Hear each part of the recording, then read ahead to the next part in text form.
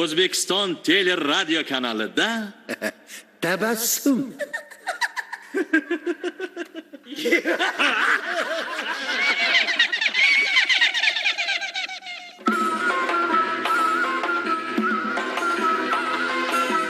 Tabassum ustaxonasidan gapiramiz. Tabassum ustaxonasidan gapiramiz. Assalomu alaykum. Tabassum shaydolari. Assalomu alaykum tabassum shinavandalari. Hafta o'tib siz bilan yana radio to'lqinlari orqali uchrashib turganimizdan shodmiz. Sizlarga dilingizni shod etadigan hajviya-yu hangomalarni hadya etamiz. Afandi latifalarini tinglang va shod bo'ling.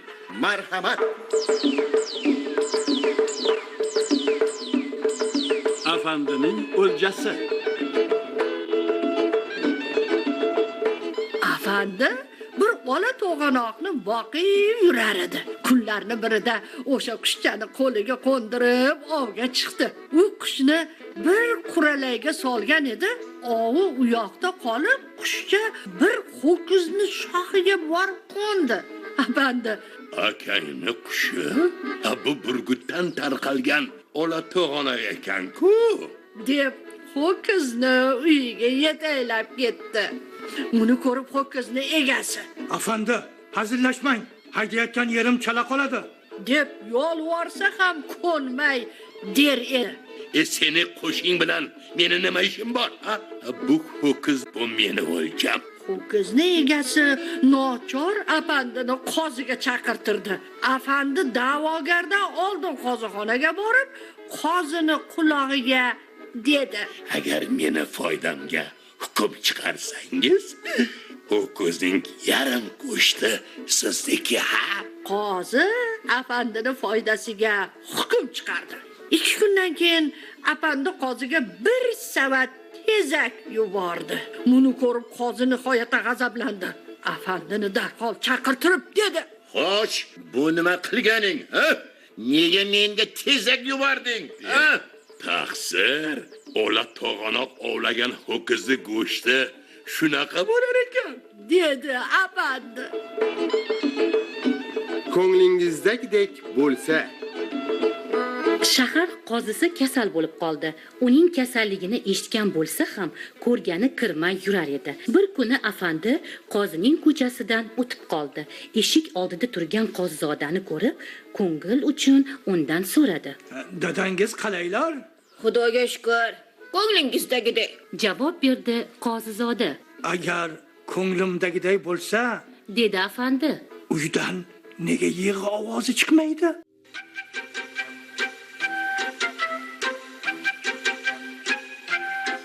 Tabassumni urdu tilidan Tohir Ibrohimov tarjima qilgan latifalar bilan davom ettiramiz. marhamat, tinglab shod bo'ling va ma'nosini chaqing. Uyning egalari yo'q. Bir gadoy bir eshikdan sadaqa so'radi. Hay, hakim bor. Xudo yo'liga ozgina sadaqa beringlar. Uyning egasi yo'q. degan ovoz chiqdi ichkaridan. Ha, uyning egalarida ishim yo'q, sohib. Sadaqa so'rayapman, sadaqa. Ha, yo'l bo'lsin.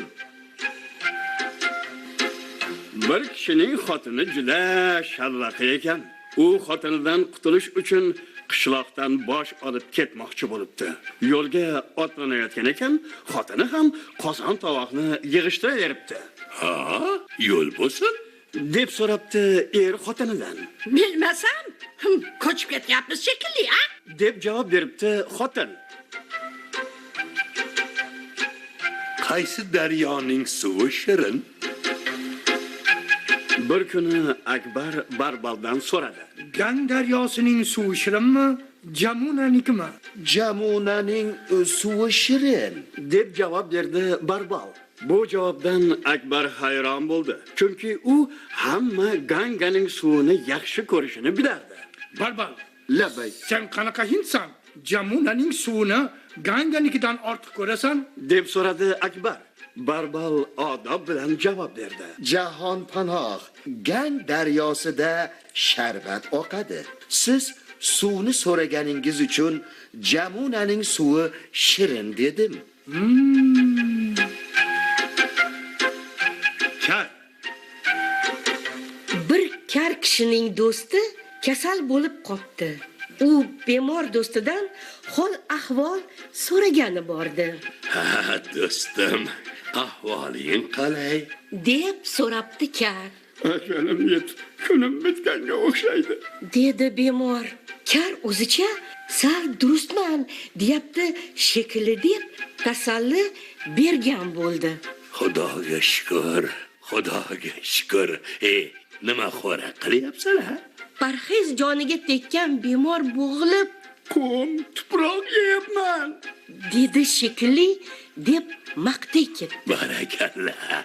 Bemorlarga juda bob xo'rakda. Kanda qimay yever, xo'pmi? Menga qara, kim boqyapti? Katta tabiblarga ham ko'rsatdim. Hech nafi bo'lmadi. Endi Azroilning o'zi davolaydimi? Bilmadim. Dedi bemor. Kar biron durustroq tabib ko'rayotgan bo'lsa kerak deb o'ylab dedi. Ha, u hozir tabib. Darhol dardingga davo topadi.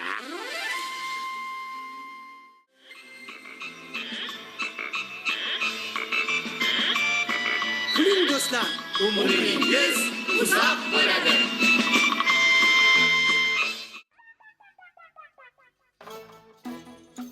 Tabassumda qatra handalar. Mazza qilib kulinglar. Qattiq kayf qilgan ertalab turib xotinidan iltimos qilyapti. Kostyumimni tozalab qo'y. Tozaladim. Shimimni tozalab qo'y. Tozaladim. Chulimni tozalab qo'y. Ya, tuflini ham cho'ntagi bormi? Nima? Bahorda bug'doy, makkajo'xori, so'li, arpa, no'xat ekamiz. Kuzda nima qilamiz, buvijon? Shularni yig'ishtirib olamiz. Ha,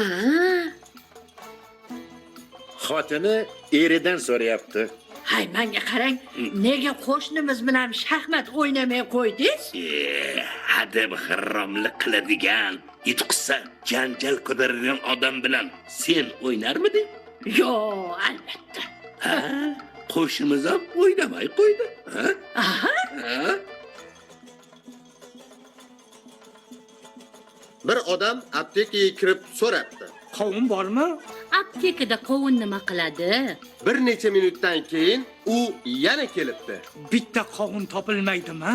Sizga aytyapman-ku, bu yer apteka, sabzavot do'koni emas.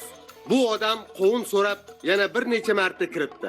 Bo'g'ilib ketgan apteka xo'jayini oynaga qovun yo'q degan yozuvini ilib qo'yibdi. Shu zahoti boyagi odam yana kiribdi. Ha! Demak qovun bo'lgan ekan-da, ha? Nima?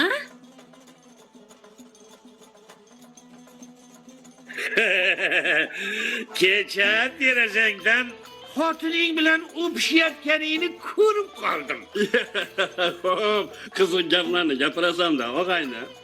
Men kecha umuman uyda bo'lmaganman. Nima? Sartaroshxonaga bola yetaklagan erkak kiradi. Soqolimni olib qo'ying. Deydi u o'rindiqqa o'tirib. Soch soqolini oldirib bo'lgach, u deydi: Endi bolani sochini olib qo'ying. Siz bo'lguncha men gazeta olib kelaman. Oradan ancha vaqt o'tadi. Usta toqatsizlanib bolaga do'q qiladi. Ey tavba, bu qayoqqa g'oyib bo'ldi dadangga qayoqqa? Voy, u meni dadam emas. deb javob beradi bola. Men uni tanimayman. Ko'chada meni oldimga keldi-da, bepul soch oldirmaysanmi deb so'radi. Nima? Ha? Voy.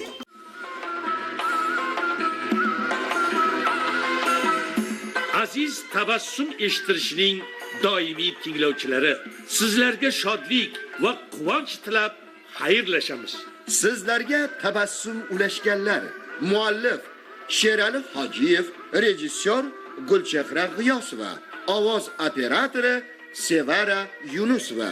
Qatnashganlar: Teshavoy Mo'minov, Sanobar Qodirova, Shohida Soliyeva, Nigora Saidaliyeva, Shahrizoda Ataullayeva, Soqiboy Tugalov, Ahmadjon Mirzayev, Shohrux Nazarov, eshittirishni Farhod Xudoyberdiyev bilan Ma'ruf Qodirovlar olib borishdi.